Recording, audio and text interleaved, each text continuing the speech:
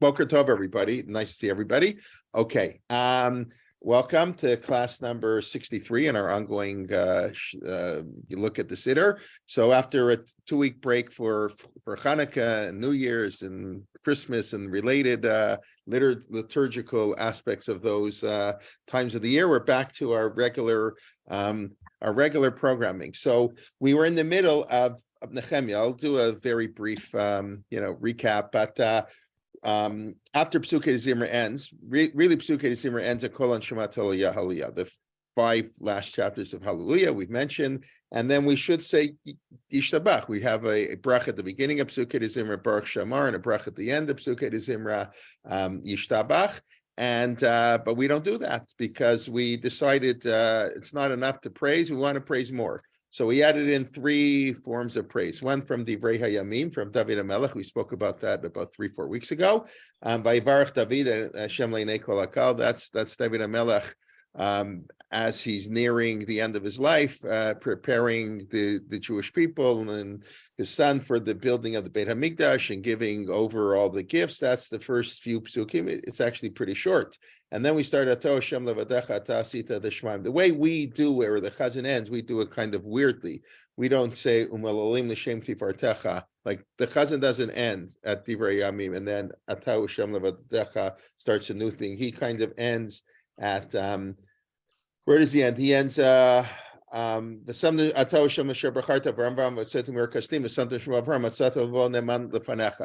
God took out of Egypt. That's how every chassan does it, and then we begin Vekarot and Habrit, which is we'll discuss. We've mentioned is a little problematic because Vekarot and Habrit is actually the middle of the verse. The verse actually is, as you'll see, we'll show, is all one verse. So the way we do it is a little bit strange. We'll have to discuss why we do it that way. And then the third part, of course, beginning Vayosha Hashem Bayamu, that's from the Torah itself, and Az Yashir. So those are the 3 extra songs of praise we sing before you get to Yishtabach. And we were in the middle of the part of Nechemiah, the 9th chapter of Nechemiah. We discussed 3 weeks ago, I guess it was, this really wild 8th and 9th chapter of Nechemiah, which most people are not so familiar with. They don't normally teach it too much. In general, people are not familiar with Tanakh. I mean, that's just the way our Jewish education works. And when they are familiar with Tanakh, they're usually, Nevi'im Rishoni, maybe here or there, maybe Yonah we know because we read it on Yom Kippur, and the Megillot we know a little bit.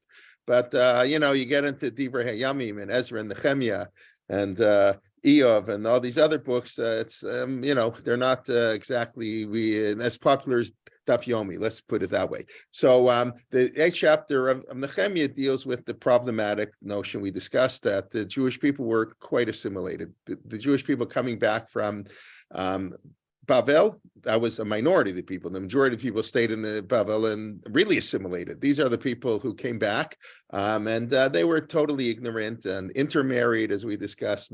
Perhaps they never heard of the holiday of Sukkot. That's the simple meaning of Nechemiah. They never heard of Sukkot. Sukkot was never observed. And Nechemiah is basically, Ezra and Nechemiah are bringing them back to the path of Judaism, and that's what we read. You don't really get that feeling if you only look at it in the Siddur. You have to look at it in the context of the book of Nechemiah. So Nechemiah is, as we ended up last couple weeks ago, he's giving basically a historical overview that God chose Abraham. We went down to Egypt, and God took us out of Egypt. He made a covenant with us, and to bring us into the land. And then we're going to shift back that God. The Egyptians drowned, and then we're going to go back to singing the song of the Egyptian drowned. We're going to see we cut off sort of in the middle of the speech of Nechemiah. So that's where we got up to.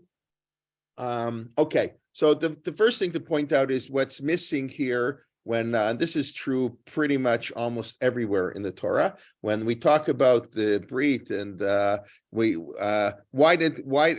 God appears to Moshe, so what did he tell Moshe? What was he going to do? He's going to take him out of Egypt, and they're going to worship God on this mountain. But the main thrust of everything is going from Egypt to Israel. Matan Torah is very much played down in our tradition. It's a very interesting idea. Like you'll notice here, God chose Abraham, and he made a covenant. It was to take him to the land of Israel. It's nothing really directly implied here about the acceptance of the Torah. The Torah is just the mechanism for how we can do the brit. But the covenant, when God appeared to Abraham and he told him, we're going to make you into a great nation, he didn't talk about giving him Torah. He talked about being as numerous as the stars, and I'm going to bring you into this land, and I'm going to give you this land of Israel. And that's the theme of Sefer Bereshit, which we end tomorrow, is who is going to be part of Bnei Israel, right? The rest of the book is who are going to be the family of Abraham. Is it going to be, maybe it's going to be Eliezer, and maybe it's going to be Lot, and maybe it's going to be Ishmael, maybe it's going to be Esav, maybe it's only going to be Yosef. That's the fight, Yosef and the brothers. So it takes a long time to figure out who exactly is part of Klal Yisrael. It's only in Parshat, in Vayechi, that there's a reconciliation of sorts between Yosef and the brothers and Yaakov, and he blesses all the children. You can call it, they're not exactly all blessings, but okay. That we know these are the 12 tribes of the Jewish people, and now we know who is going to establish, who are part of the covenant that God made back in chapter 17 with Abraham, who is going to be part of that covenant. And then the book of Shemot is the beginning of the fulfillment of that covenant. And we have to leave Egypt, okay? And we're supposed to go to Israel right away. It takes us a detour, and that's the rest of the Torah. But what we know that in terms of mitzvot of the Torah, name one mitzvah that we do to remember Matan Torah. Anybody? Can anybody name one mitzvah in the Torah to remember the giving of the Torah? I think that's the right answer. We make a bracha every morning. That's not to remember the Torah. That's for the mitzvah of learning Torah. It's not about remembering Torah. No, I've obviously, but I'm saying the event of Mamad Har Sinai, it's so, I don't want to say inconsequential. That's not true, of course, but it's so not marked that we don't even know the date the Torah was given. I've spoken other times, that the holiday of Shavuot in the Torah has nothing to do with the giving of the Torah. It's never mentioned. It's only about agriculture. It's a one-day agricultural festival in the summer, where you can't take a week off in the summer like you can in the fall at harvest, the end of the harvest. So it's a one-day holiday. That's the Korah. They bring the Omer on Pesach. You count 50 days, and then you bring the Shtei Alechem, 2 loaves of bread, the wheat harvest. Nothing to do with Matan Torah. Others might disagree, but I'm of the opinion. It seems to me that the holiday of Shavuot got converted to the holiday of Matan Torah only after the Jews were exiled from the land, where it made no sense in Poland to celebrate Bikurim.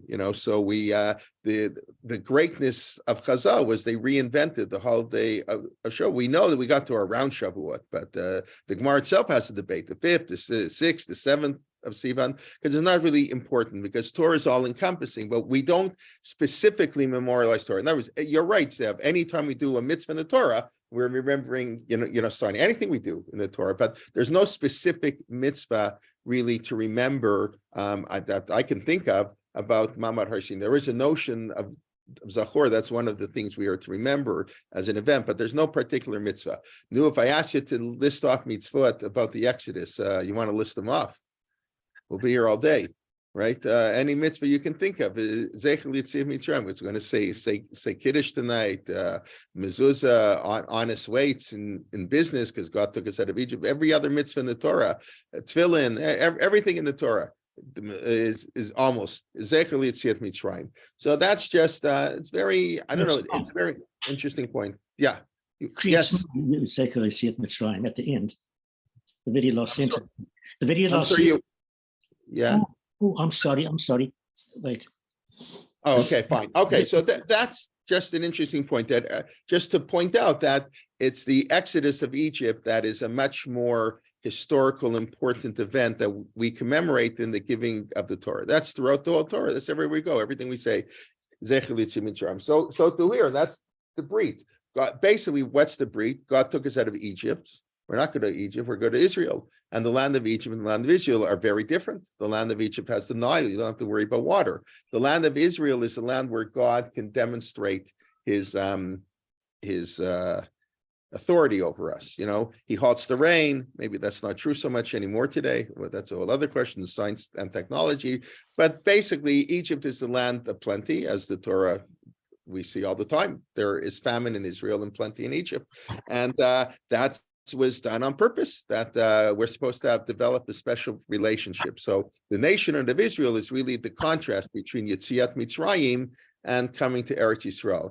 the getting the Torah is sort of just a stop on the way. Before we have to know how we're going to conduct ourselves in the land of Israel. So we got to stop and get the Torah to know we shouldn't be like Egypt, like the Maseir Mitzrayim. Do not do like the Egyptians do. And then we go on to the land of Israel. Okay, that's just an overall thing. I think that's sort of well known, but sometimes we don't, I don't know, maybe we don't point it out enough. But okay, so let's continue. I don't know what page it is in my Siddur, it's page 97. It's after the Hallelujahs. It's we're starting, it's normally begins sort of there's a little space in the Siddur. We discussed last week. So 3 weeks ago, that Nechemiah starts talking about God as a God of creation. We went through that, and then we got up to Atau Asher Bacharta B'Avram Otzoti Murkastim. We ended off by discussing how Abraham's name is never Avram again, unlike Yaakov and Yisrael. That Yaakov, the name, even though God changed his name to Israel, we continue the name Yaakov, which is not true by Avram. Here we God took us out of Urkastim. You chose God. You vote Satan Urkastim. You took him out from Urkastim, and you made his name Abraham. And you made his heart, or you found that Abraham's heart was faithful to you. That's how the Chazan ends. You want to let's take a quick look in. Here, I'll share my screen just to show you, because you shouldn't believe me. The book of Nechemiah. No, that's not what happened here. Do you see here Nechemiah? Does everybody see that? Yes. Hello? Yes. Yeah, okay. So Yes, here, okay. where are we here? Here we go. So this is where we were starting in the Siddur. We start in verse 6 in the middle of the speech. We discussed the previous parts before.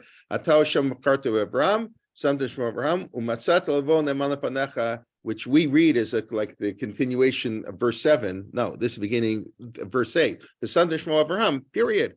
You found that his heart was very faithful. And therefore you made a covenant with Abraham. What's the covenant? To give him the land of Israel, not to give him Torah. The covenant is to give us the land of Israel. You fulfilled your word. Because you are very righteous. So it's very interesting. Like I said, we end right here. We pause and we start to breathe. How do we do such a thing? So I don't know. We'll discuss maybe at the end of the shir.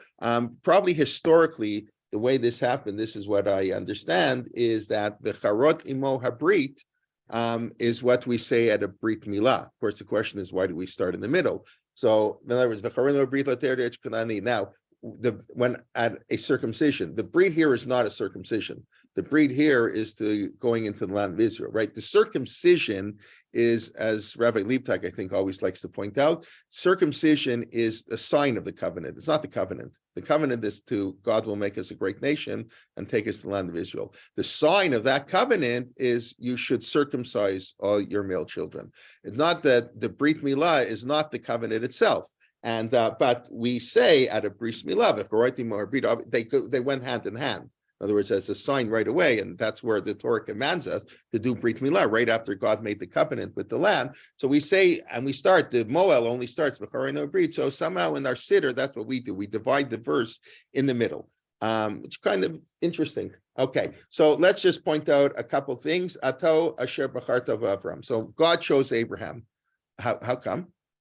Hold on, or let me ask another question. Did God choose Abraham, or did Abraham choose God? How are you taught in school? God chose Abraham, or Abraham chose God? Yeah, so that was why my hand was up, because if you learn the Midrashim about how that Abraham himself discovered God when he was a child, and then the Rambam emphasizes that, and I know I've read many other, like Rav Soloveitchik has 2 different essays on this, but it says right here that Hashem chose Abraham.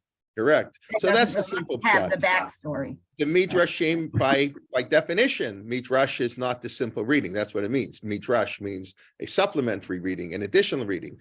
It may be more important, it may have more meaning, but it's not the plain meaning of of the text. The simple meaning is, I hear where we say it. Now, first of all, the book of Nechemiah is before any Midrashim, right? Midrashim are much later.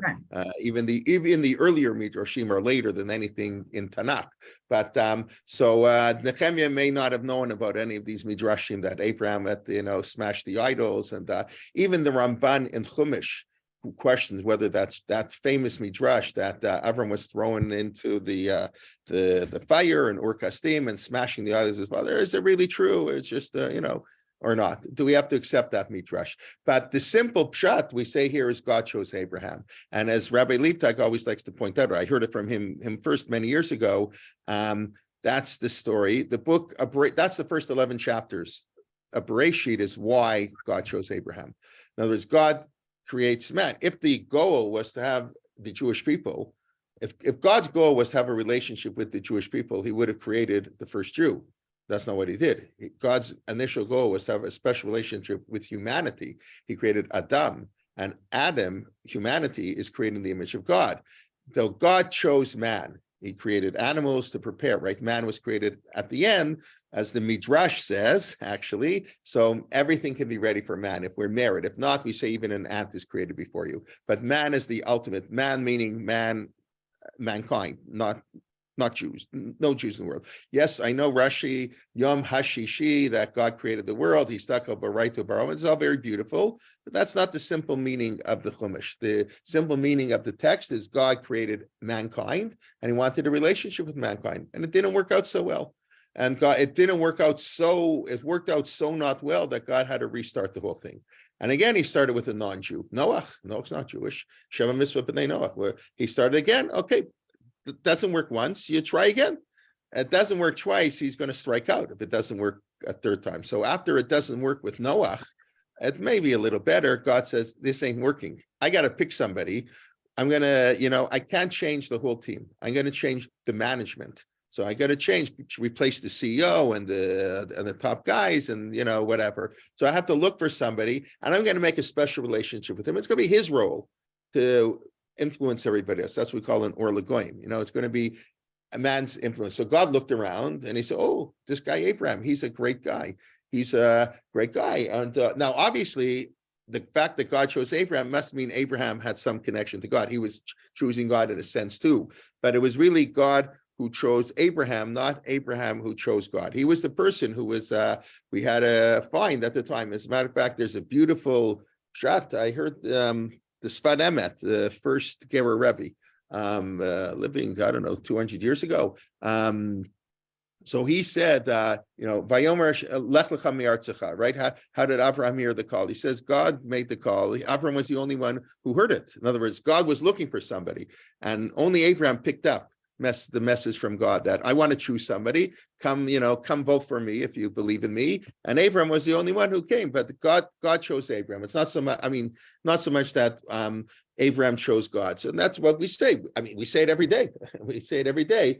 Bacharta bi Avraham. It doesn't mean that Abraham had no role in this, but it means the main focus, and that's what I said. Then the rest operation is going to be part of Abraham.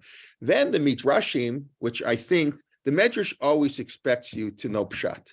The problem in today's Jewish world is we teach, people will tell you that you can't learn Chumash without Rashi.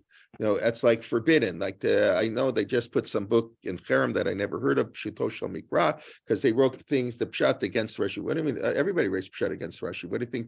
Half the Ramban is an attack on Rashi.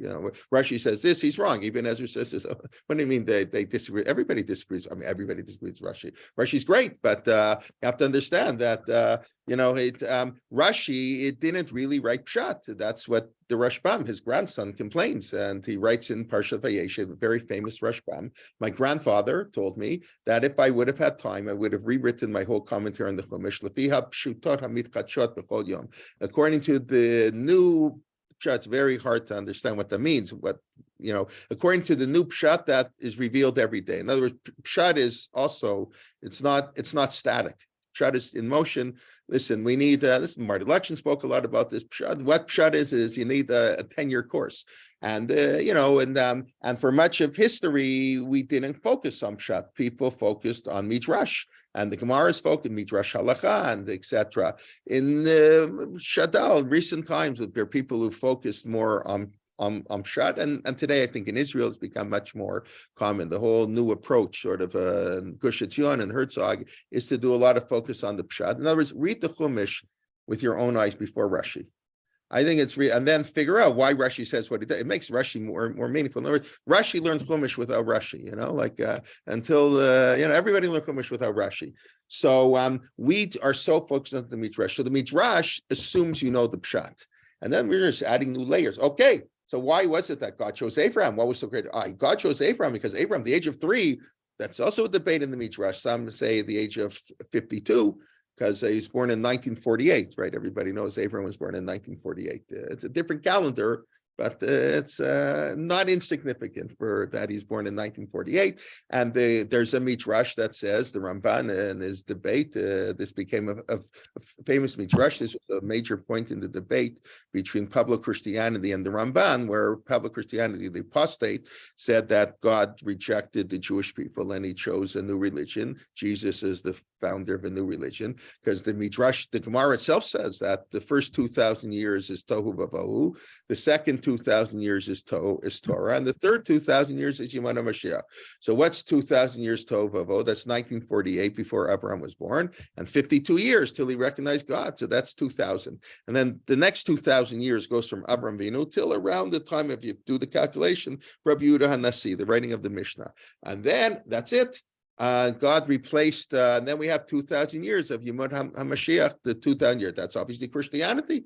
We're in a new stage in history. Went from no Torah to Torah 1, now to a New Testament. That's what the Christians said. That's what probably Christianity said, the Ramban. And anybody know the Ramban's answer to that claim? That's in the Gemara. The 2,000, 2,000, 2,000. That's in the Gemara. What did the Ramban answer? Gemara is just opinion. I'm sorry? He answered Gemara is just an opinion. It's not sort of. He said Agada. It's only an Agada. And we don't have to follow Agadot. What kind of an answer is that?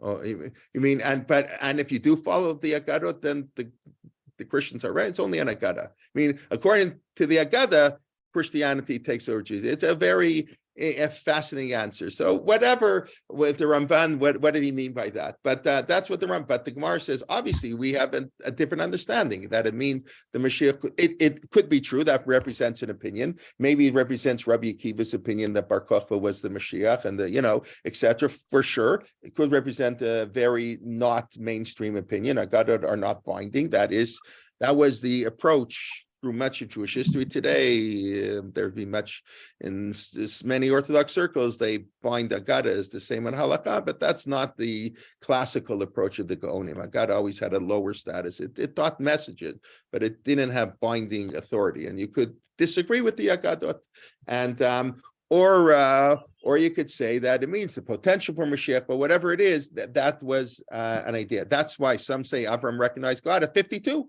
Because the first 2,000 years, Tov Avo, 1948, if you add up the years, and then 52. Others have different, you recognize it 3, recognize it 40. I think the Rambam says the age of 40. That makes sense. We know 40 is a very, that's the transformative number. That's the number of transformation. 7 is the number of a unit in the Bible, 7 days of the week, the Shemitah cycle, get married, Shiva Rahman Litzlan. It's all Shemitah. And 40 is transformation. The 40 days of the desert, 40 days in Mount Sinai, 40 years in it, 40 days before a fetus is formed. So all 400 years, the number 400, which appears 3 times in Bereshit. You'll Brit Ben Haftarim, 400 years. 400, the whole transformation means a long time. And so some say he recognized it 40, but whatever it is, the simple reading is God chose Abraham. Umatzata asher bacharta v'Avram, and not the other way around. Of course, why he chose him. Now, then what did we say? He says, "Vot say to me Ur Kasdim," right? God took him out of Ur Kasdim. So I've said this verse, I don't know how many thousands of times. I never really thought about it. Who cares? Like, why is that important? Yeah, it's important that he told him to go to the land of Israel. But the way it reads is God, Hashem Elohim chose Abraham. He removed him from Ur Kasdim, and he made his name Abraham. Had he not removed him from Ur Kasdim, it sounds like he couldn't have made his name Abraham. There's something important about Ur Kasdim. I don't have an exact answer to this question. Exactly. I hope somebody here can enlighten me. I have some thoughts, but let me just show you. Let me share my screen, and you'll tell me right away. I think you'll pick it up what it sounds like. If you look at the actual pasuk in the Chumash, which is, let me find it. Bereshit, I think this is, here we go. Okay. Everybody see this, right? Vayomer Hashem, Vayomer Elav, this is after Avram rescues Lot, the 4 kings and the 5 kings. We're in chapter 15. And Abraham says, "Are you made a great nation? Who's that going to be?" Like I said, maybe Eliezer. Mati Tainli, what are you going to give me? I have no children. Okay, I have Eliezer, so maybe Eliezer will be the one. He was a nice, faithful servant. He'll carry on the covenant. And God said, no, I'm going to give you a biological child, and go outside and look at the skies. And if you can count the stars in the sky, which you can't do, that's how great your people are going to be. We're going to get that. This next pasuk 6 we'll come back to. And then, I don't know, what does that sound like to you? I mean, what sounds like to me? What does that sound like the Aseret HaDibros, the first. Correct. I mean, you just look at it. It's the Aseret HaDibros. So we know there is. The Torah talks a lot. That's what I was discussing earlier. The contract between Mitzrayim and the land of Israel. Mitzrayim is a land of plenty, which of course is so ironic. What does the name Mitzrayim mean? What does Mitzrayim mean? Narrow. Tsar. That's the Torah's beauty. I told you always, names in the Bible are never names. They're ideas, right? The names that people give there, every name, we know how important names are. So Mitzrayim is an important name because it's narrow. It's wide. What are you talking about? Israel's narrow, not Mitzrayim. Egypt's wide, especially in the ancient world and the Nile, everything. But no, it's narrow. It's narrow spiritually. But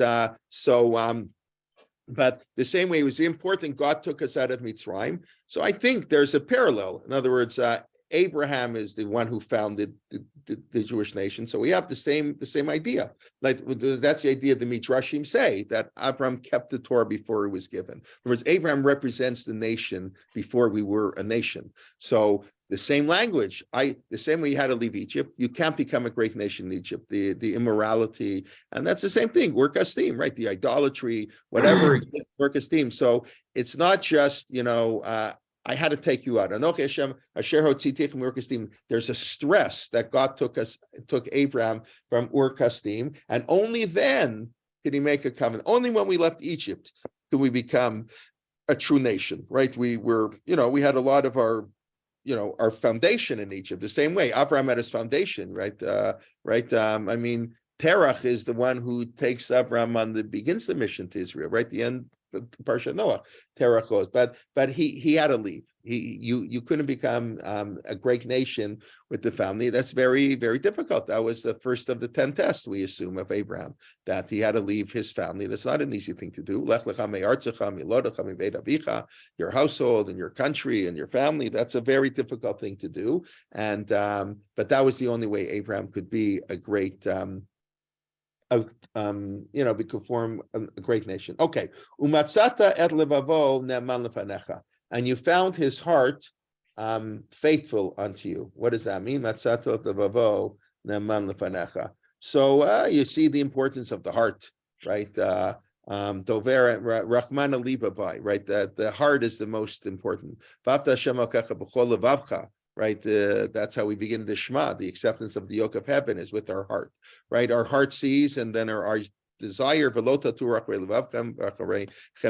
you have to make sure your heart is a good heart? Otherwise you're going to follow it to do all kinds of terrible things. But it's the heart that is very important. Matzata et levavo. In other words, and of course, from a divine perspective, only God can know our heart. We can't know what is in anybody's heart. We can only know actions. But God found. I'll just point out, and we were discussing, I mentioned in Marrakesh on our Torah motion trip to Morocco. Please God, I'm going back to Toronto on Sunday. I have to teach on Monday. The class, we're going on a few more days here, but we're talking on the bus just yesterday about God's knowledge. Well, I brought up 3 weeks ago the Rabbi, who claims that God does not have complete knowledge of the future, because when God gave man free choice, how can God, if God knows what we're going to do, we can't have free choice. So the Rambam says yes, we can. Both are true, and we can't understand that. God's knowledge works differently. Human beings can't understand that. That's the classical approach. The approach nobody teaches you in yeshiva is the approach of the Rabbi, which I mentioned. He was in the major leagues. He has a crater named after on the moon. He's in Mikrot Gedolot. He's like a real, like one of the top rabbis who ever lived, and great philosopher. And he has a view. It's radical for sure, but it was not considered heretical. It was just one view, and in our tradition that encompasses great breadth, that God's knowledge is not so, he doesn't know everything. And this is another example. It's clear if you didn't know anything, if you didn't go to yeshiva and you didn't know of the Rambam's 13 principles, you would for sure think God doesn't know the future. He creates, God says, "Oh, I'm sorry I created man. I didn't know how terrible man would be. I'm very upset." Well, what do you mean, God? And then Noah found favor in God's eyes. Yeah, that's all the time. God doesn't, it seems like God doesn't know what's going to happen. So it's the same thing here. I don't think the Malbim agrees with the Rabbi, but he says, God found, when God saw it, he didn't know what Abraham was going to be like. And then when he saw what Abraham was going to be like, great, he made a covenant. But okay, I just throw that as an aside because we mentioned it a few weeks ago. But anyways, God chose Avram. He took him out of Ur, he made him Avram, and he found, it doesn't have to be knowledge, and God, he saw Avram's heart was great. By that's in the same verse, remember? And Habrit, and he made a covenant with him to give him the land of Israel.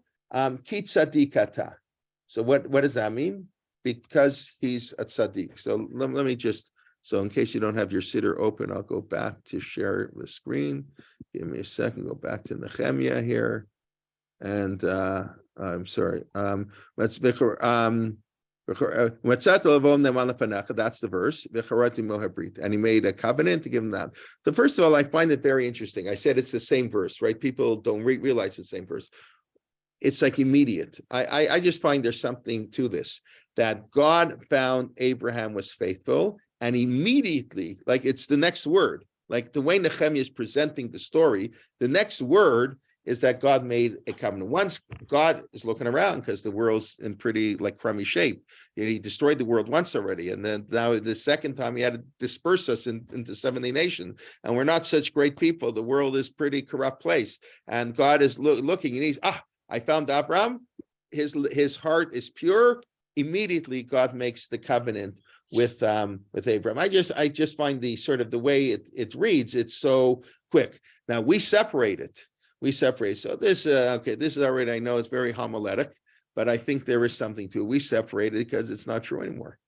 Many Jewish hearts have been very pure for many, many years, but we were in exile for 2,000 years. In other words, God chose Abraham. Very nice, very nice. But what happened to the covenant? I know when you're in Poland and in Spain, and there were 350,000 Jews in Morocco before 1948. Thank God they didn't suffer the Holocaust. So I just find the fact that we separated may be indicative of the historical destiny of the Jewish people, that the Matzat and Corona Brit didn't happen in practice right away. No, you can, whatever you think of that. Okay. Okay, so what does it mean? And God kept his word, Kitzadikata. What does that mean, Kitzadikata? Who wants to translate what that means? Don't be afraid. Because you are righteous. Who's he? Who's righteous? I'm assuming it sounds like Hashem, but now I'm thinking maybe Avram, because in the pasuk it says Obviously, that was the point First of to the him. question, obviously. Right. Right, so most of the, I think pretty much all the commentaries, I think, assume it's God, right? But God kept his word, he made a covenant. And what did he say? Let me go back here, right? Here, I'll just read, I won't go Maybe back here. despite in our my Siddur, sins, right? as Pete the covenant, Sadiq despite Ata. God kept his word because he's righteous. Now, why shouldn't have God kept his word? Maybe Because despite our sins.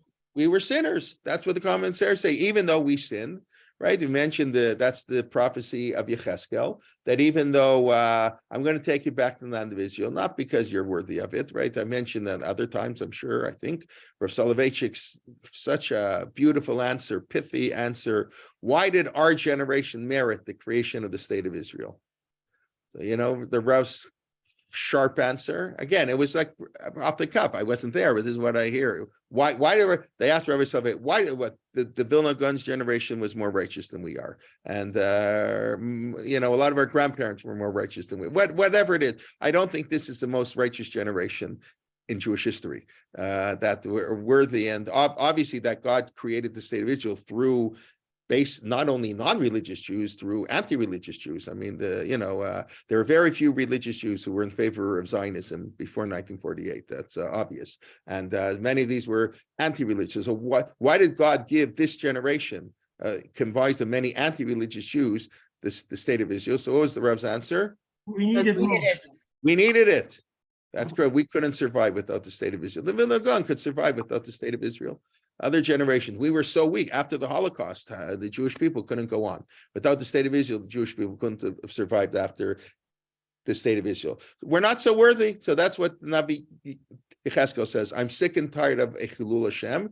And Rav Soloveitchik says when he would travel from Boston to New York in the 40s, before the state of Israel, he'd be accosted always by Christian missionaries. God forsake you. God, God, listen, he destroyed 1/3 of your people. Obviously, it's time. This is the best evidence that time to convert to Christianity. He doesn't need the Gemara in Sanhedrin 2,000 years. Just needs a historical thing, what's going on. And that's enough. It was a desecration of God's name. And along comes the state of Israel to redeem God's name. That's what we're going to say in a moment, right? So that was a kiddush. It has nothing to do with whether we're worthy. It's the same way God chose Abraham because we needed an Abraham at that point in history. The world was in bad shape, and God couldn't work with the whole world. They wouldn't cooperate. So God needed to pick somebody to be his special aid, the right-hand man, so to speak, of God, is going to carry out his mission. So that was needed in history. So God chose. So in 1948, it was needed in history that God had to give a Jewish state after 1900 years, and whether we were worthy or not. So that's the standard pshat. I mean, not the 1948 stuff, but if you look in the classical Mefarshim, even though we sinned, now we know. But Yaakov Avinu, God promises him that he's going to go and protect him when he's running away from Esav. And yet, what does Yaakov says? If God will be with me and he brings me home safely, I'll make a promise. I'll give charity. Aseras renolak. That's the origin, many people say, of the mitzvah to give 20%. It's the ideal. To give 10% is sort of a minimum. If you can afford it, whatever. Give aseras renolak. I'll give 10 and 10. 10% Yaakov Avinu. So what do you mean? God just promised him. Just promise he's going to do. What Yaakov Avinu? What, he has no faith in God? So the man says, yes. Why does he have no faith in God? Shema yikram hachet. Perhaps the sin, God makes a promise, but it's conditional. I got to follow. So that's the question. Our God's promise is always conditional, but that's what they say. Yaakov Avinu, Shema yikram hachet. Maybe my sin. That goes sort of against what we're saying here. We're saying here, God gives us the land. That's the more dominant view. God gave us the land. He kept his word. He say it's tzaddik, even if we're not worthy. That's the standard. But as Yocheved points out, and they ask the question, maybe it's Abraham. If you're going to take this path, that why does God only? I mean, it's a harder path in a sense that God only rewards us if we're worthy. Why did God keep his word? Ki tzaddikata, because you were a righteous. Because Abraham was righteous and worthy, and we have this notion of zchut avot. We do have this notion. Everybody, you can call it protexia. It doesn't have a nice ring to it, but everybody knows. Now the question, does the zchut avot maybe doesn't exist anymore? It ran out, but there is a notion because of the merit of our patriarchs and matriarchs. That's why we get what we get. But because Abraham was a tzaddik, the tzaddik is going nuts on God, going over. And obviously the answer is both, I would think. Of course, that's how the Torah always is. And Nechemiah has this ambiguity that allows a multiple interpretation. So I'll show you another example where this idea plays out on the Brit here. So I mentioned I would come back to this verse. So it's time to come back to this verse. Now I lost the verse, of course. Where is it? 12:15. Here it is. Okay. Vayomer Hashem, right before. So God takes him out and he goes, look in the stars. I'm going to make you numerous in the star. V'amin b'Hashem, and he believed in God. Vayachsheveha lo tzedakah. How do you translate Vayachsheveha lo tzedakah? And how does the English translate here? It doesn't translate it. And he put his trust in God, who reckoned it to his merit. So whose merit was it? Avram. So that's Rashi, the English following Rashi. I have it here on the slide. Rashi. Lo sha'alo al odozet aval. Oh no, I'm sorry, the wrong kind. Hakadosh Baruch Hu chashval Avram l'schutu l'tzedakah. God found it to the merit of Abraham that Abraham believed in him. God gave him a promise. Okay, who's this God? And the Abraham, Hashem, Abraham believed. So God thought that's great. That's great righteousness of Abraham. God thought it was great on the faith that Abraham had in God. It's amazing. The Ramban, it says, Perish Rashi says, HaKadosh Baruch Hu chashav lo schut al emunah. That Rashi says that God considered it to the merit of Abraham that he believed in him. Veini mevin. I don't understand. What's he talking? Why is that a merit? Lama lo yamin. Well, why shouldn't he believe in God? What the great deal? V'hu hanavi batzmo. God, this is the same person who's going to sacrifice his son. It hasn't happened yet. But what do you mean? Eich lo yamin. If God gives you a promise, you believe. Well, what idiot doesn't believe? If God, God doesn't speak to us directly, but we believe the Torah. God spoke to him. So what kind of person is not going to believe in God? It's no big deal. This is the tzedakah of God. So I think it's the same idea here. So V'amin b'Hashem, this is one of the first psukim we learned when I had the merit to have Nechemiah Leibowitz as a teacher when I was in the Grus Kollel in Israel, part of why you smicha. So I remember she went over this, and of course this verse, the Machlokat Rashi and Ramban, who's the tzedakah? Is it tzedakah on God or Abraham? And of course the simple answer is both. The Ramban understands Rashi, and Rashi understands the Ramban. In other words, each one understood it could be interpreted both ways, and they were not. So one of them said we're going to go this way, one to say it that way. Like we always say, why doesn't the Torah make it more clear? The Torah doesn't want to make it clear. That's on purpose, because the Torah is not interested in what happened. The Torah is interested in us. With the book, the Torah is a book of current events. So the Torah wants us to read the pasuk two ways. He wants us to understand the story one way with Abraham is the righteous person, and the other way to understand the story is God. And then you understand the story a little bit different. Why did God make the breach with Avram? Because Avram was great, and therefore, because Avram believed in God, therefore God will carry out the breach. Or no, even if we're not worthy, it's God who's a tzaddik. And maybe both are true in different times in history. But so you have this idea that the simple pshat in what we say every day, ki tzaddik, it's going on God. But I think we can raise the possibility, just like the pasuk, like Sheveh lo tzedakah, is going on Abraham. This pasuk might also be going on Abraham. Okay. Any questions? Okay. We'll see.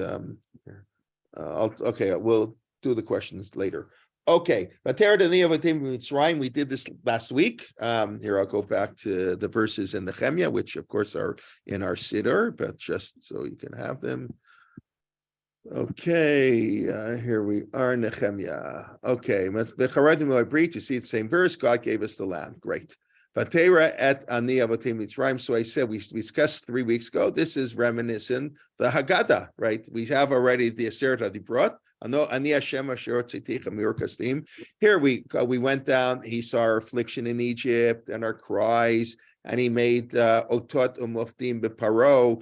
He made miracles and signs with paro b'chol avadav ki yadata ki yizidu aleim v'taslach Hashem kiyom hazeh. Right, and it tells the whole story. Right, it sounds more or less like the Haggadah. Except here we have the Kriyat Yamsuf, which we don't have in Nagada, right? As Rav Soloveitchik points out, the Pesach Seder only focuses on leaving Egypt. It doesn't talk about going to Israel. It doesn't even talk about crossing the sea. It's just about leaving Egypt. Now, here we have this idea, we said to make a name for God, right? That's says many times. What did Abraham do? Vayikra b'shem Hashem. He called out on God's name. Why did God make Otodim Moftim? However you translate them, signs and wonders. I don't know. Yeah, well, that is how they translate it. Cool. Signs and wonders, Pharaoh and all his servants and his whole nation, because I know Ki Zidu Eleim. We'll get to what does that mean? Ki Zidu Eleim. Because it's a strange word. What does mazid mean here? They acted presumptuous. The kavana, Yeah, but kavana what? They did mazy to you. The sin, yeah.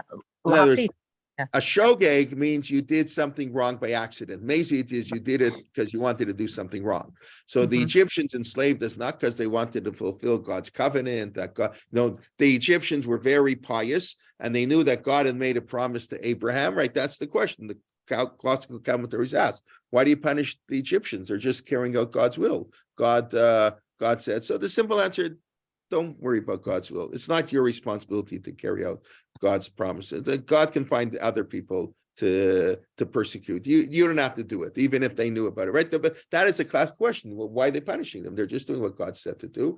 No, it doesn't work that way. And they did more. That's Gezitu Eleim. As I forget, one of the Mefarshim say, let me just see, I think I wrote it down who said it. But what was the problem? They did avodat perach, which we say at the Haggadah. They were mazy that the Mitzudot said with koshi and perach. What's perach? What's avodat perach? Avodat perach means work that has no purpose. That's what it means. Vayavidu beparach. It means when you give basically busy work. Aaron Levine, in his great works on economics and Jewish law, he discusses in the modern workplace, the issue of avodat perach. Sometimes the boss gives you work for no purpose, just wants to keep you busy. There's no work to do. He could let you go home early, but the boss doesn't want to let you go home early. You'll slack up on the job. Would that be avodat perach or not? Because maybe there is a purpose, but maybe it's totally useless work. It's okay when we have a course in economics and Jewish law, we can talk about that. But avodat perach means work that had no purpose, like building something and then going and destroying what they built. So on purpose. So that's where they were punished. The Egyptians, Ki Zidu Eleim, they did terrible things, right? And so that was one reason for the punishment. Ki Hazati Ki Zidu Eleim, and the second reason that God had to bring wonders, Taslecha. Shem Kayam Hazeh, that God had made his name known. In other words, there are two things being said here in the pasuk. God did wonders and miracles, so Egypt would be punished for what they did, and B, so Egypt and the Jewish people will understand the greatness of God, right? Ki Zidu Eleim is one, but Taslecha Shem Kayam Hazeh, to make for God a great name. That can be without punishment. That can be God can do wonders that aren't a punishment. That can be a reward, so we know his name, right? But here with the Egyptian, the punishment served as a punishment and as to make God's name known. And we should have the Jewish peoples make God's name known. And that, as I said, is the task of the Jewish people. That's what Abraham did. If Abraham gets the first of the Seret that they brought, Anochi Hashem Sher Hotzeiticha Me Urkastim, Ani Hashem Urkastim, right? What is Abraham? Abraham is Vayikra b'Shem Hashem. We mentioned before, how does the Rambam begin the Mishnah Torah? Forget the 4 chapters. Let's follow the French rabbis. I'm in Morocco, where French is the official language. The French conquered Morocco in 1912. So we'll discuss the relationship to Jewish issue. The French came to Morocco in 1912. Morocco became an independent state, I think, only in 1959, if I'm not mistaken. And anyways, what was I just saying now? Now I forgot why I was saying that. Because they left out the first 4 chapters. The French left out the rabbis. first 2 chapters. Oh yeah, right. Like the French rabbis. Thank you very much. Thank you. The French rabbis in 1232 burnt the books of the Rambam, burnt the first 4 chapters of the Mishnah Torah. They considered it complete heresy, where the Rambam gives this philosophical approach, and that's where the Rambam says that to study Torah, studying Gemara, that's minor stuff. That's not important. Metaphysics, that's what's really important. You got to know, you got to observe Jewish law. So here's the book. Don't waste your time on Gemara. There's the Mishnah Torah. There's the Torah. There's my book. You don't have to know Abayin Rabbah, the Beit Hillel, Beit Shammai. Who cares? Just know the bottom line halacha. And then once you know that, read my book. You'll know the halacha. You can study philosophy, and then that's what Rambam has things like that. So they didn't go over so well with some rabbis. They didn't go over so well. They burnt it. So the Rambam really gets, so let's ignore those first 4 chapters, which I don't understand anyways, because metaphysics and talking about Galgalim and all other things. And then the Rambam begins, Kol Beit Yisrael Mitzuvim Al Kiddush Hashem. The entire house of Israel, it's such a beautiful expression. Kol Beit Yisrael, the entire house of Israel is commanded on the mitzvah to sanctify God's name. Kiddush Hashem, the God's name. And then that's where you have to give your life for idolatry, adultery, and murder, etc. But that's how the Rambam begins the Mishnah Torah on the notion of Kiddush Hashem. But anyway, so, and hearing, now that's, of course, Yitro. Also, when you right? think about the Zadon, his Dayan, it's like they were intoxicated in terms of those 3 Averot. What do you mean they were intoxicated with The those? word his Dayan, Zadon, at the Jews, I mean, were intoxicated. Well, the Jews were doing those of earth in the Right. first Beit Hamikdash. That's what Chazal say. Those were the sins of the first temple period. I don't know how you see that from the word Mezid, though. No, but Mezid, his Dayan, women of the night, like the intoxication of what it does. It's like another form of the word. Okay, maybe. I'm not familiar if you send me, but thank you. Now, Mezid for purpose, does it refer to a specific sin? I don't know, but thank you. I have to look into that. Who else is, by the way, this is, I heard from David Silver, of Drisha, who I heard this from. Who else is Mezid? If you wanted to, you're talking, Rosie, about being Mezid, right? So here we're talking about the Egyptians in a critical sense. But Vayazed Yaakov Nazid, right? Yaakov, so we translate, he made a lentil soup, whatever he did. Vayazed Yaakov Nazid, but it's from the word Mezid. He concocted a plan on purpose. He took Esav at his weakest moment. In other words, in that sense, this is, of course, a criticism. If you read the verse like that, and that's the whole question: did Yaakov act appropriately when he stole the brachot from or there's not this thing of the brachot buying the birthright from Esav by Yazed Yaakov Nazir? Maybe, but it's sort of an interesting word. I had never thought of that. He plotted like it was a deliberate plot to do it by Yazed Yaakov Nazir. So, but anyway, Mezid is not a positive word. I'm sorry? Didn't that happen at the Sudas Havra? Didn't what happened? I'm sorry. When he made that lentil soup, that happened when Avram died, and so the Medrash says he was making soup because he was sitting shiva for Avram. They were sitting shiva. Okay, but clearly that's for sure not the pshat in the pasuk. Or but that he turned the lentil soup into mezid. Right? Okay. There again, we read the Torah on many different levels. But if you're reading it just taking the words mezid, he zidu eleihem. They don't even say what. The word mezid means they did something terrible. So I said, Mitzudot said they gave them work for no purpose, which we say, avodat perach. We say that at the Seder. So we'll read it next week in Chumash.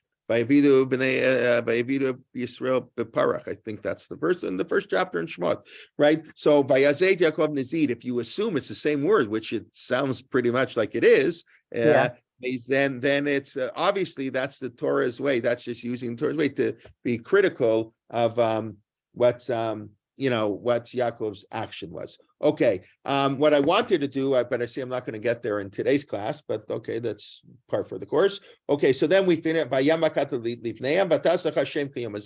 make a name, and that's why I started to say Yitro, of course, Vayishma Yitro. Yitro heard all the greatness. So God's Otorim of Theme were to make an impression on Egypt, the rest of the world, non-Jews, and of course on the Jewish world. They also needed to be impressed. And then we say, God split the sea before us.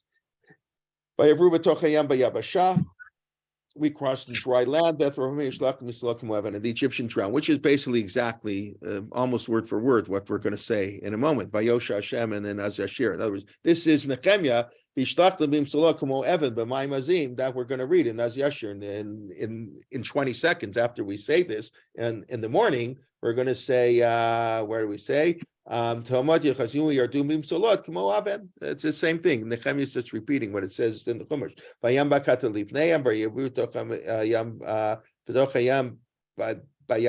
That's pretty much what we're going to see. So that's the end of the Nechemiah part. What I wanted to discuss today, but please God, we'll have to pick up next week, is what the Siddur left out in Nechemiah. I'll just very briefly, because I see it's only 10:25, but I'll just do 1 minute and then we'll pick up on this, please God, next week. Very interesting, I think. And then you can take a look. Remember, this has come from Nechemiah. It's for sure the authors of the Siddur expected people to know. I don't know, maybe I shouldn't say that for sure, but to understand the Siddur better, you have to understand why, where this is coming from, like why they're taking this chapter. So why they're picking this. And remember the context, right? The renewal of the covenant, the Jewish people were assimilated. We're coming back to the land of Israel. We got to establish our fidelity to Torah. So he's got to give them a pep talk on the Torah. So he says, God chose Abraham. We made a covenant with us. We went to Egypt. We cried out. God took us out of Egypt. He split the sea. And then it ends because our Siddur ends there for not bad reasons. Vayosha Hashem. And then we elaborate on Vayam Vakat Lifneim. That's the third song. The third part is going to be Vayosha Hashem. And Az Yashir is an elaboration of this verse, of verse 11. But in the book of Nechemiah, it's not the end. If we're doing Nechemiah, this is not what goes on. So the book of Nechemiah, we'll talk about it next week. All the things that mentioned, I just think are very fascinating that were left out that Nechemiah did as part of the covenant. So that's just, if you want to take a look at it, otherwise we'll talk next week. This is, chapter 9, where the Siddur ends in the middle of the chapter, so to speak, for its own, obviously, because the Siddur, we're not studying the book of Nechemiah when we're doubling in the Siddur. The Siddur is taking the part of Nechemiah that for its own purposes and using it, but it doesn't have to take the whole thing. Okay, let's just do a quick review and then I'll try to answer any questions. We started discussing history. When we discuss history, the founding of Jewish history, it's Egypt, Zecher Litzim Mitzrayim. The Torah, as funny as that sounds, is almost a secondary role. Perhaps I would, if you want to phrase it differently, towards the foundation of everything else. But there's no specific mitzvah really. There's nothing we do to remember the Torah. We live a Jewish life. That's how we remember the Torah, observing the mitzvot. That's the most important thing. But the covenant of God is to take us from Egypt to the land of Israel. The contrast the Torah always points out, the rain, especially between Egypt, the food and famine between Egypt and the land of Israel are contrasted. That's the covenant, go one to the other, make a great nation, Israel. And he had to take us out of Ur-Kasdim. He had to take us out of Egypt to do it. And Matan Torah is just a way, okay, when we get to Israel, how are we going to be different? It's sort of like the means to the end. But the goal is really to get us to the land of Israel. That's what's the rest of the Torah. It's not like the goal was to get the Torah. The Torah could have ended at Yitro, but that's not the goal of the Torah. The goal of the Torah is to use the Torah in a fulfillment of the covenant in the land of Israel. So the Torah has to continue till we come to the land of Israel. That's how the Torah ends.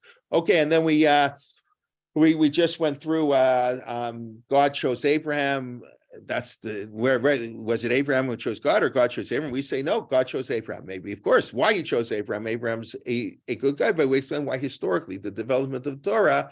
This was plan 3, plan C. Plan A didn't work. He had to destroy the whole world. Plan B didn't work. It was a little better. It didn't work so well with Noach. So plan C, I can't work with mankind. They have to work with only a Jewish people. And then the rest of Bereshit is who's going to be the rest of the Jewish people. But it's not so much that God chose Abraham. It's not so much that Abraham was righteous and the sort of reward. God said, I'll make you into a great nation. God needed at that historical point a great nation. And therefore he looked for someone who would fulfill the role. And Abraham was the best candidate to fulfill that role. And then the rest of the Torah, the rest of Bereshit is who's going to be part of the role. That's what we're going to read tomorrow in Shul. Who's in. Everybody gets in, even though they're not all tzaddikim. They sell their brother. They want to kill him. They do this and this. Yaakov Avinu is not hesitant to criticize him on his deathbed, but still they're good enough to be part of Klal Yisrael, and we're descendants carry out the message to call out God's name. And then we go through the history. We discuss Hizidu Hotsetim Urkastim, right? We discussed that, and being Matzata et levavonem anafanecha, he found God's Avram's heart. The idea of the heart is the essence of, that's what God desires. The heart is the essence of what we do. The actions reflect what the heart. Actions mold the heart. I mean, actions are important, but it's the heart is the beginning of our thought, the beginning of our intellect. And to speak the truth from the heart, by God wants our heart. And then we said the connect Vekarot word. When God saw that, immediately he made the covenant. There's no break. We break it up. The Chazan sort of like pauses before Vekarot and breathe. I said maybe, I don't know, my own homiletical interpretation, because it hasn't happened that way so fast. We've had for our long history people who were Matzata Vonam on the Vanecha, whose heart was very pure with God, but the Vekarot and breathe didn't happen. Maybe, I don't know.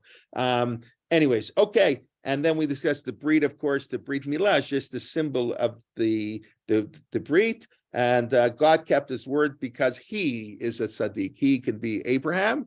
The standard pshat is he's God, that even when we sin, God doesn't, he keeps his promises. But we saw Yaakov Avinu wasn't sure that approach worked. Yaakov Avinu, even though God promised him that everything will be fine, he still said, God, if you save me, maybe you'll sin. It could be God chooses us ki tzaddik ata, because Abraham is the tzaddik, and we have that sort of the machlokat, Rashi and Ramban in a related context. Vayaminu vayachshaveh lo litzdaka, is that greatness of Abraham as he believed in God, which is cool. Just believing in God makes you great. Or remember, I said, no, that's not a big deal. Obviously, he's going to believe in God. God told him all this. The greatness is that God is the one who is righteous. And then and then we just end up, and then the Siddur ends, Nechemiah, where he talks about the crossing of the sea, and then we pick up Vayosha Hashem and Az Yashir. That's going to be the Siddur part. And next week we'll just discuss a little part of Nechemiah that we left off, and then we'll continue with Vayosha Hashem. Please God. Okay, let's see. Any questions? Okay. Did he demonstrate his power through the 7 plagues? Yeah, I mean, through 7 plagues. I mean, it was saying, why do we need 10 and not 7? In the book of Yoel, it seems like I think it's Yoel, there are only 7 plagues, right? But I'm not sure what the question is. Did he not demonstrate his power in Egypt? I mean, he demonstrated his power through all the plagues, but it didn't work till we got to number 10. Abraham, whatever, God hardened his heart. That's another problem, right? Yes, through all of the plagues.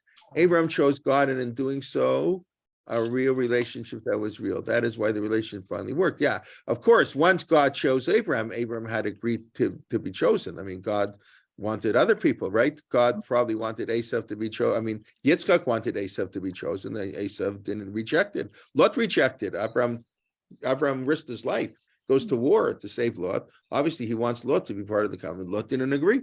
He went to make money in Stum, so whatever. Obviously, it's a two-way street. God can choose Abraham, but the righteousness of Abraham is he agreed, or he heard the call, as the Sfat Emet said. He heard the call of God, where others did not. Yes, of course, it's dual, but the way the Pasuk says it, the focus was on God choosing Abraham. Is there because the many, why the relation finally work? Is there because the many events that took place before and after Joseph, a special link between us and Jewish people and the land of Israel? I'm not sure I fully understand the question. The many events that took place before and after Joseph between us and the land of people in Egypt. Yeah, Joseph, I don't understand the question. I'm sorry. If somebody understands what they're asking, please let me know. Janine, okay. During the time of Nechemiah, most Jews lived in Babel. That is correct. Yeah, he's talking to the small minority of Jews who returned to the land of Israel. Yes, didn't Lev mean Seichel? Yes, Lev, Rachmana Liva Bai, that's the Gemara in Sanhedrin. God wants the heart. So I believe the Rambam interprets that, of course, the intellect, because there are different ways. I haven't looked at all the Meforshim there, but yes, Lev often was more the intellect than the heart. But there is clearly, when the Torah says, V'lo torach levavchem, you would think that means also the intellect. That's interesting, actually. I always mean the heart, and I think that's the way it's understood. It could mean the intellect if you think too much, but I think all these things about the heart is, I think, talking about the emotion, talking about the heart as we understand the heart, but it's interesting to think about. Why are only 5 nations mentioned instead of 7 or 6? You mean here in Arta Knani Prisi Yavusi? I should mention 6. Knani, Chiti, and Mori, Prisi, Yavusi, Gergasi. Right. They're mentioned 6 because now I forget why. I thought Gergasi lived. I know I have to look into it. Please God, let me write this down and I'll try to why only 6 nations mentioned? It's a good question. I mean, there were originally 10 actually. If you look in Bereshit, there were more than 7, but then there was 7, the 6, but and in other places only 5 are mentioned. Yeah, that's Russia's have to go- Gergashi left on its own. I'm sorry. According to the Midrash, Gergashi left on its own, wasn't Right, there. but that's what I was going to say, except they're one of the nations that are mentioned here.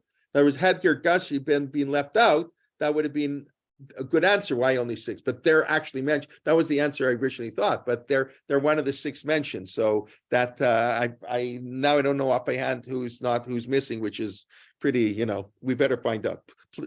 Please God, by next week we'll take a look at it. Is there an ongoing special relationship between us and Egypt? Yes, there is a special relationship with Egypt. Absolutely. Nechemiah Leibowitz quotes Shadal. Shadal, I think it's Shadal. Shadal was the master Pashtan. We talked earlier about Pshat and Drash. So Shadal in Italy, I think 1800 to 1865. Gemara election gave a few classes on Zoom on Shadal. So he was a master Pashtan. He was quite a fascinating person. So I think he was the one. I think the Nechemiah Leibowitz quotes him. What's the last thing we did before we left Egypt?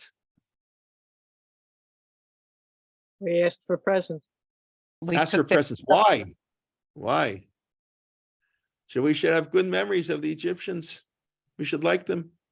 How do you remember Egypt? They gave us presents. Yeah, they listen. The main part I said, if the Torah's focus is Egypt, not Sinai, right? Everything is at the same time. What's the verse, the most repeated verse in Torah? Don't oppress a stranger because you were strangers in Egypt. The Egyptian experience is what makes us into Jews. God purposely sent us to Egypt.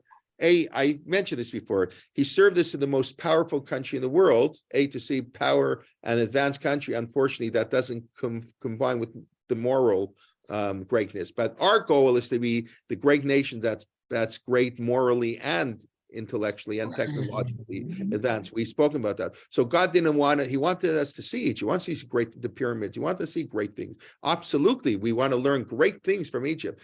But we have to learn what we can't do from Egypt. We got to learn the moral things. So Egypt formed everything about Judaism is in Egypt. Some things we copy and other things we can't do like Egypt. We're not allowed to go back to Egypt, right? There's a verse in the Chumash. That's the Rambam. How did the Rambam live in Egypt? That's a whole other discussion, right? There seems to be there was a whole community in Alexandria, of course. Well, maybe there isn't, but there isn't. Okay, that's not our discussion now. But going back to Egypt, at least on a symbolic level, in other words, we had to leave Egypt. We had to leave the culture of Egypt, but we had to take the positive things of Egypt.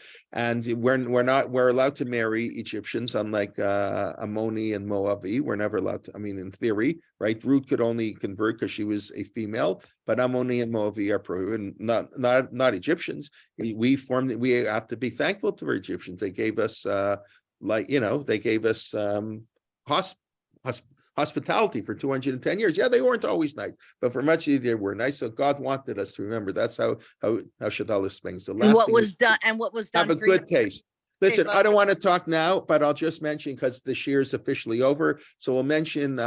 I think I don't know where I don't think I've mentioned it here. I first saw it in Leon Katz, but I think it's in Zvi Grumit's book, and I've seen now other people mention. We were discussing last week at my cousin's house in Yerushalayim, 8 of my cousins, Avram and Sharon, and I was discussing with my first cousin, Avram Kowalski, who's given classes here on Zoom. We were discussing, of course, the Parsha and stuff, and basically Yosef was the one who was the cause of the Jews being slaves in Egypt. I mean, that's obvious if you think about it. Most people don't think about that, not on purpose.